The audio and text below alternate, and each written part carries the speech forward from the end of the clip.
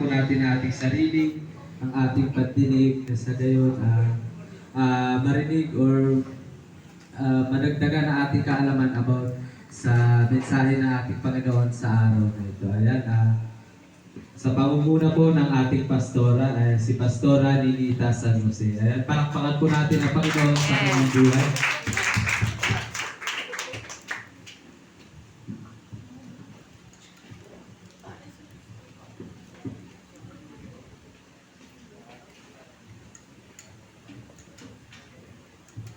Amen. Praise God. Purihin po ang dakilang Diyos. Muli, magandang umaga po sa bawat isa sa atin.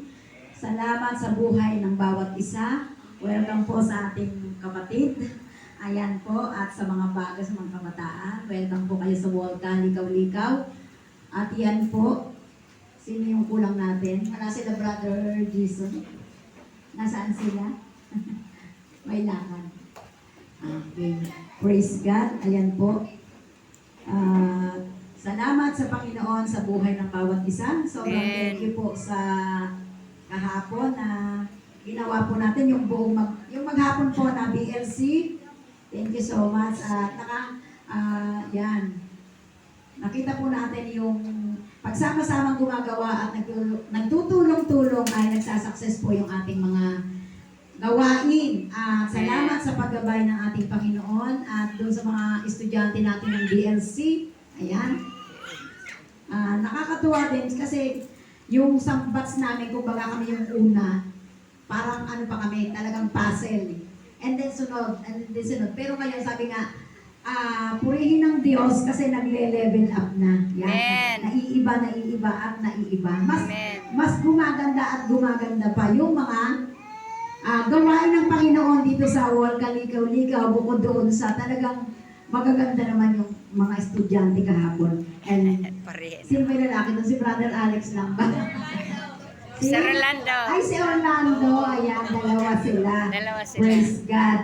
Purihin po ang Panginoon. Ayan, salamat sa mga YM at saka sa women's na katuwang doon sa gawain. At siguro sa next na pag-aaral nyo ay iba na yung mga magiging teacher ninyo at dito na sila manggagaling sa Walka, Likaw-Likaw. Kaya yan. Praise God. Parang ito, batch 4 ay... Yan. Ay, ang gagaling nila. To God be the glory. Purihin ng Panginoon. Okay, ayan. Good morning, Ate Edna. Ayan, bigyan po natin ng upuan si Ma'am Edna. Praise God. Purihin po ang Panginoon. Ayan. Galing pa po siya ng San Isidro. San Isidro, Montalban. Galing pa po doon. Amen. Ay, San Isidro, Montalban. At yan, nagpapasalamat din ako talaga doon sa, yung seminar po kasi namin, yun doon sa various sector ng mga youth. Yung mga nag-report po talaga doon, sa napakahuhusay talaga nila.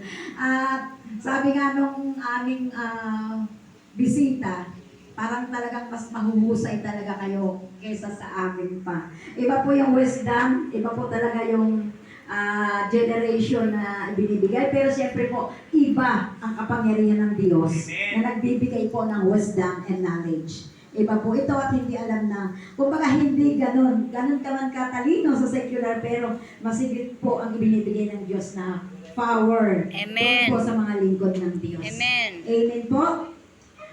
Sabi nga po, magbabalik tanaw ako doon sa ating panglima na po natin na topic ngayong buwan ng Hunyo.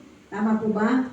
Ayan, at ang ating pong tema pa rin ay transformation. At kahapon po, alam ko yung mga itinuro doon sa 4 na lessons ay nakita po natin yung tunay na transformation ng mga mananampalataya.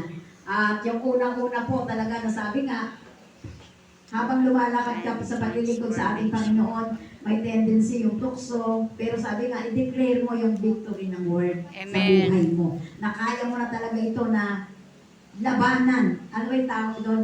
Tema transformation. Meron, nakalimutan ko yung term doon sa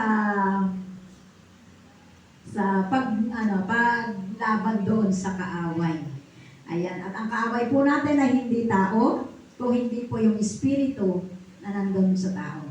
Lagi nating alalahanin na mahal ng Diyos ang tao, pero hate na hate niya yung sin.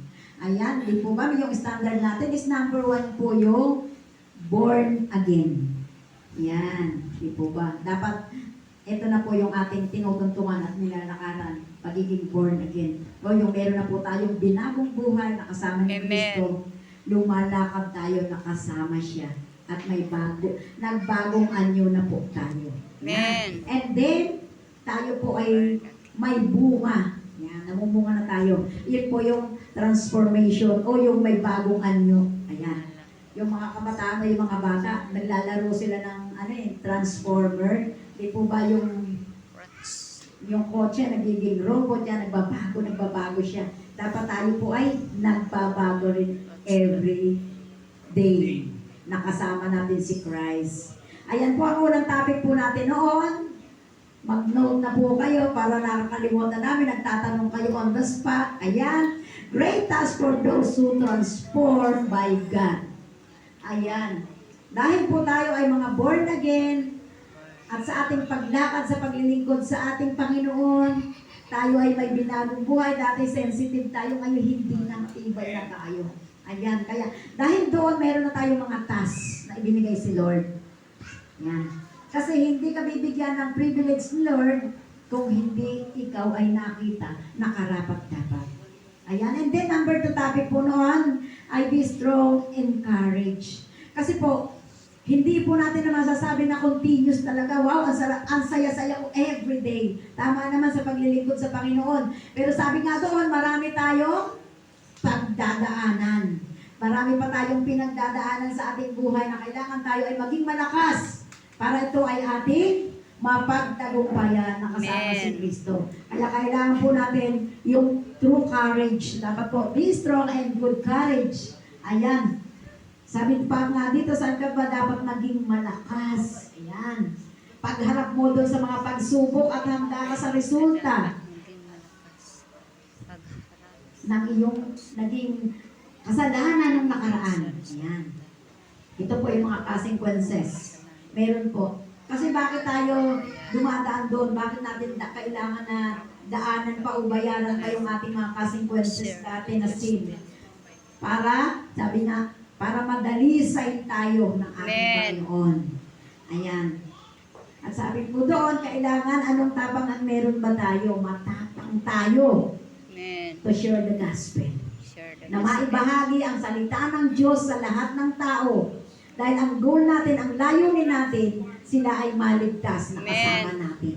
Amen. Dapat tayo ay, sabi nga kahapon, sabi, hindi ka na dapat nahihiya. Amen. Kailangan malakas na yung loob mo, matapang ka na. Dahil gusto mo maraming maligtas. Ang number 3 po, doon po pa rin sa ating pangatlong week ng June, thriving God's care.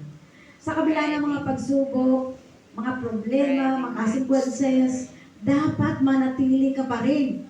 Yung kanta ni Sister Julian, di ba?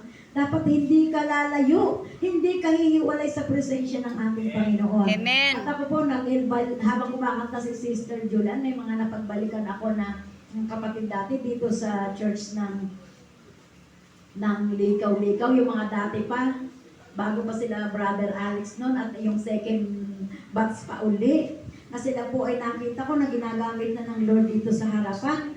Pero mas pinili nila yung pleasure. Lumayo sila sa presensya ng ating Panginoon.